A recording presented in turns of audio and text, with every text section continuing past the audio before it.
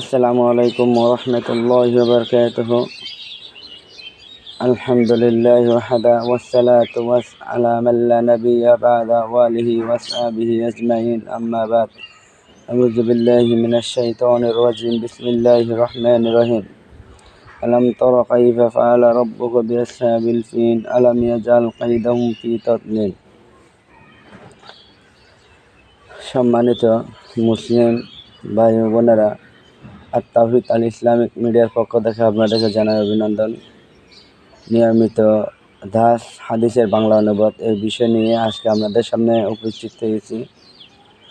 আজকে আমি যে বিষয়ে হাদিস বলবো এই বিষয় হচ্ছেন আপনার আল্লাহ সুবহানাহু ওয়া তাআলা আমাদেরকে কিয়ামত সম্পর্কে একটি হাদিস, এই হাদিসটি বর্ণনা করেছেন আবু হুরায়রা রাদিয়াল্লাহু তাআলা আনহু।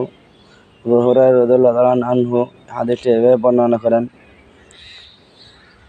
আবু হুরায়রা রাদিয়াল্লাহু তাআলা আনহু বলেন, নবী করিম সাল্লাল্লাহু আলাইহি ওয়াসাল্লাম বলেছেন, মুসলমানগণ ইহুদীদের সাথে যুদ্ধে লিপ্ত না হওয়া পর্যন্ত কিয়ামত সংঘটিত হবে না। তখন মুসলমানগণ তাদেরকে হত্যা করবে।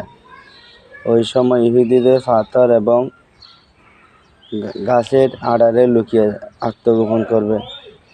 তখন সে পাথর এবং বৃক্ষ বলবে, হে মুসলিম, হে আল্লাহর বান্দা, এই যে আমার পিছনে ইহুদি লুকিয়ে আছে, সুতরাং এদিকে আসো এবং তাকে হত্যা করো।